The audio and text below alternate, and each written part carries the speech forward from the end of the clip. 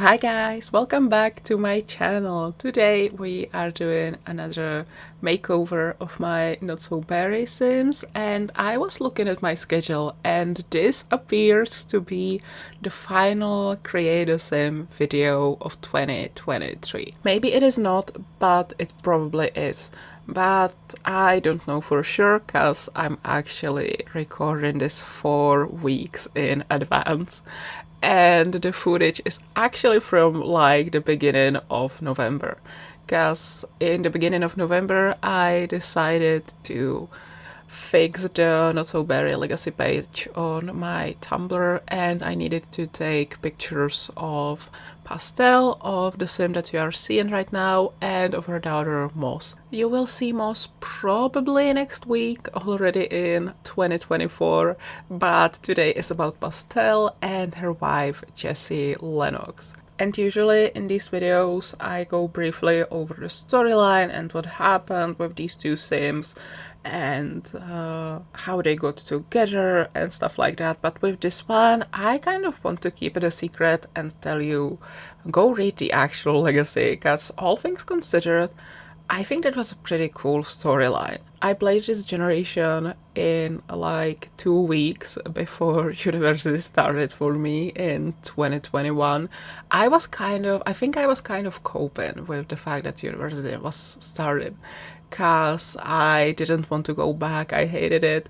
And so just before it started, I spent a lot of time in my comfort game, in my comfort save, to not think about the fact that the nightmare would soon begin again. And so yeah, a lot of this generation was done in just 2 weeks. I think there maybe was like some closure or something that I did a few weeks later, but the main part of this generation was done in 2 weeks. And I feel like it's not as rushed as the pink generation, but obviously, since I did it so fast, I didn't really think through all my ideas, and I was kind of on the spot putting together an epic storyline, and so maybe some parts will be a little wonky and not really great storytelling, but I tried. And I think for something that I did on the spot in just 2 weeks, not thinking about it at all, not too bad, not too bad. I'm gonna give myself that. I'm just gonna tell you this. Obviously, I stick to the peach generation rules with Pastel.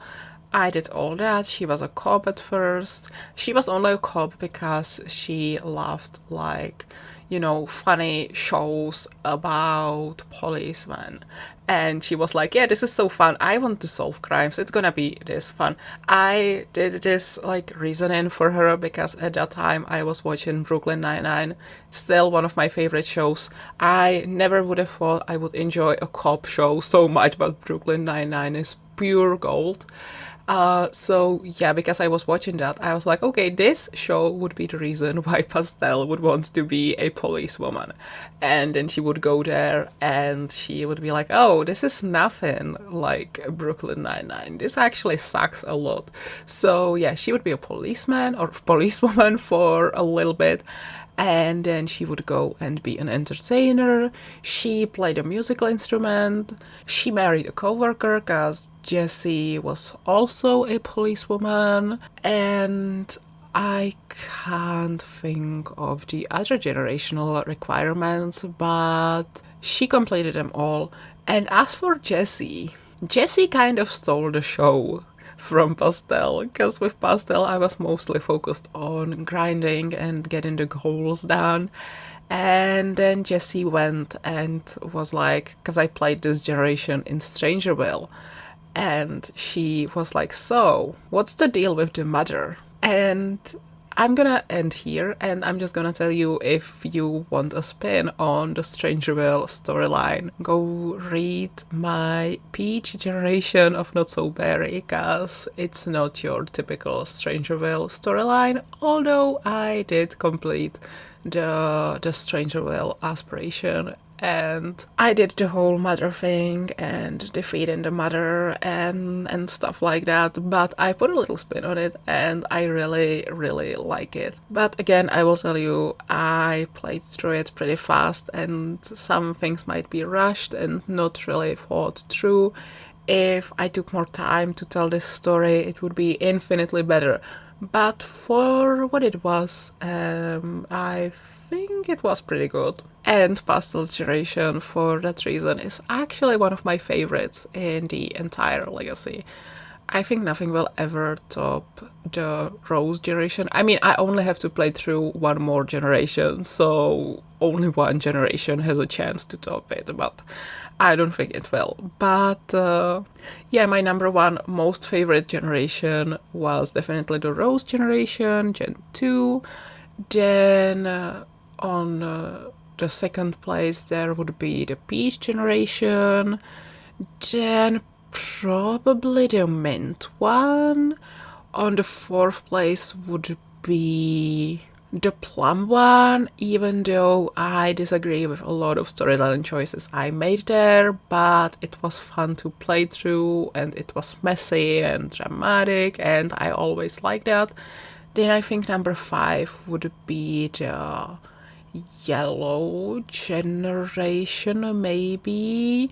Even though the generation itself wasn't that fun, but I really like Sunset, so that helps. Oh, and of course I love Dawn too, but Sunset is the air, so you know, it's Sunset generation. Then I think we are on number 6. I believe number 6 could be the Green generation, which I have not posted yet. It's coming soon. Maybe the Green generation could rank above Sunset generation, actually. I don't know, let's tie these two for now. And yeah, what do we have left?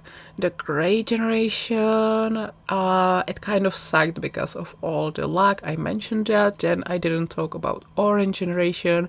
Yeah, I was losing interest in that. Ooh, so after the Green generation, on place 6 or 7, there would be the Pink generation, because eventually I got my love for this Legacy back, and as I mentioned already, I played through the Pink generation in 3 days. Yeah, and after that I would place the Gray generation, and my least favorite was Orange for sure. I hope I'm not forgetting any generation. I don't think I am. And I'm very curious how the Blue generation will eventually place. I am so excited to play it. It took me so long to get to it, and I've been thinking about it a lot, and maybe this break was good for me, because this year had a lot of ups and downs, and now I'm in a lot better place than I was, let's say, 12 months ago. So I'm very excited to finish this Legacy with a much better mindset than I had when I finished the Green generation. I'm glad that I didn't start the Blue one straight away. And then there's also this storyline that I mentioned in the Sunset House renovation video. Yeah, that one will also be much better now that I'm in a much more positive mindset. So 2024 could be a very exciting year for my Not So Berry, and I really hope I will be able to wrap it up, and I hope in a year I won't be sitting here like, so yeah, I know I said I would finish it and it's still not finished. I really hope that 2024 is the year my Not So Berry will be over and I will look back at it and I will be like, man, thank you for these amazing 6 years. You were such a great generation. Not generation, you were such a great Legacy, but it's kind of time to go, and I will always look back at you fondly, and it was a great time. Well, it wasn't a great time, but whenever I opened a game and I played with these Sims, that was a great time. Real life kind of sucked in these 6 years. No, that's not true. 2018 was okay, 2019 was okay, then the pandemic came and my mental health declined. Yeah, so some of those times were great, some of those times were simply the opposite of great.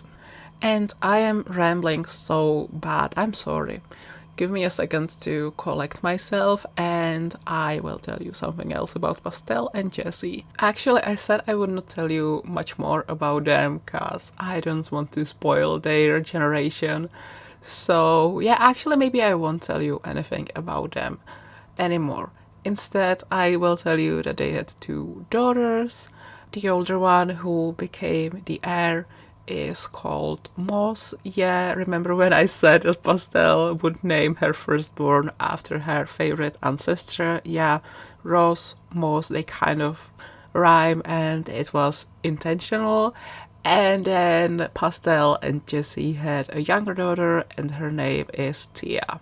Tia kind of had the same fate as Candy did in Gen 7, where I didn't really care about Candy too much. I pushed her aside. I didn't really play with her at all or gave her any development, and same thing happened with Tia.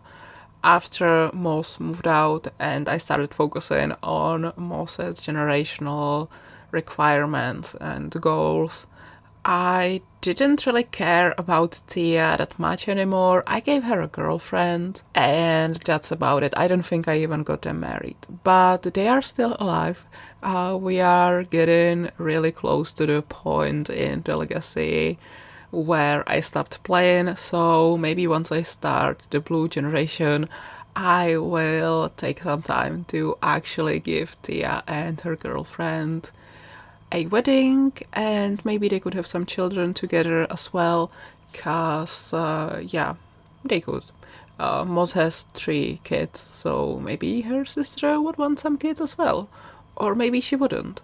But that doesn't really matter, because I want my Sims to have more children. Anyway, I think I'm gonna wrap this voiceover up, so I hope you liked this video, I hope you like these 2 Sims, and definitely check out the Peach generation on my Tumblr. This is probably the first time I'm saying that, and I don't feel like I need to add, by the way, it's old, it's terrible. Like, yeah, as I said, there are some things that were definitely rushed and I could have thought them through better, but still, I'm very happy with how it turned out, and like, for what it was just 2 weeks before university. I was kind of panicking, I was anxious, I really just needed to distract myself from the horrors that I would soon go through in real life. Hashtag university traumatized me.